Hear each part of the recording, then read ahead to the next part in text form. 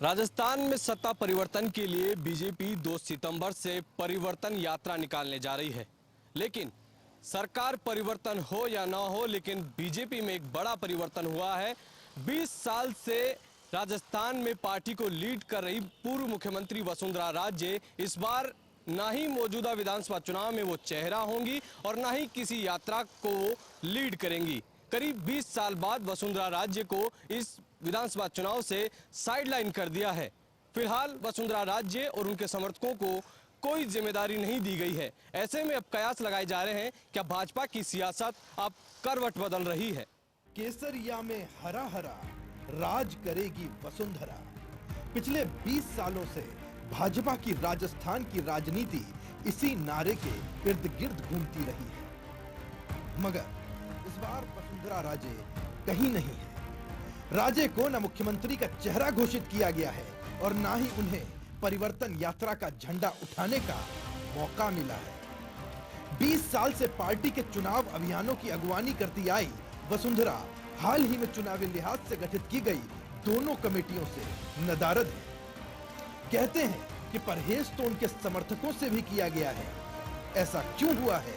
शायद कारण वक्त के धुंधलके से चुनाव के बाद बाहर आ जाएंगे। लेकिन व्यापक परिप्रेक्ष्य में देखें तो ऐसा भी लगता है कि भाजपा की सियासत करवट बदल रही है। बीजेपी राजस्थान में सत्ता के परिवर्तन की यात्रा निकाल रही है, मगर वसुंधरा नेपथ्य में है। जाहिर है विश्लेषकों के लिए इसके मायने दिलचस्प ही होंगे। हर यात्रा के अंदर प्रतिदिन पार्टी का कोई न कोई वरिष्ठ नेता उपस्थित रहेगा। निश्चित रूप से वसुंधरा राजे जी भी इस यात्रा में जाएगी। सीपी जोशी, मैंने आपसे निवेदन किया, इस यात्रा के अंदर आम जन को संबोधन करने के लिए, नेतृत्व करने के लिए वसुंधरा जी भी जाएगी, सीपी जोशी जी भी जाने वाली है, राजेंद्र राठौड़ जी भी जाएंगे, गजेंद्र सिंह जी भी जाएंगे, हमारे केंद्रीय मंत्री अर्जुन जी भी जाने वाले हैं, कैलाश जी भी जाने वाले हैं, और भी हमारे केंद्रीय नेता और पार्टी के संगठन के वरिष्ठ नेता उसमें जाने वाले हैं। पार्टी के राष्ट्रीय उपाध्यक्ष ने कहा, किसने कहा? राजस्थान में हमारी हमारी मुख्यमंत्री रही हैं और पार्टी के राष्ट्रीय उपाध्यक्ष और हमारी सम्मानीय नेता हैं। तो लगातार आज भी हमारी वर्चुअल मीटिंग थी, उसमें हमारी इस बैठक में हम सब लोगों का मार्गदर्शन किया उन्होंने, और यात्रा में भी उनका सानिध्य हम सब लोगों को मिलेगा। कहने वाले ये भी कह रहे हैं कि राज्य युग अब अवसान की ओर है। सियासत के पंडित कहते हैं कि बाबोसा यानी स्वर्गीय भैरव सिंह शेखावत ने राजस्थान में भाजपा को खड़ा किया तो राजे ने पार्टी को चलना सिखाया।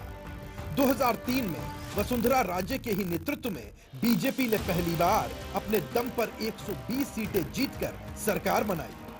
तब से लेकर 2018 तक वसुंधरा राजे राजस्थान में बीजेपी का सर्वमान्य और भाजपा की ओर से मुख्यमंत्री का चेहरा रही।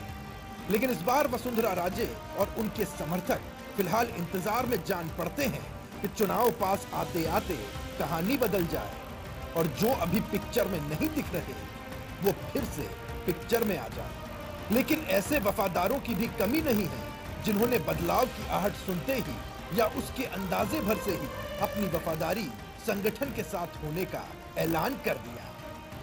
तो क्या वक्त का पहिया घूम गया है?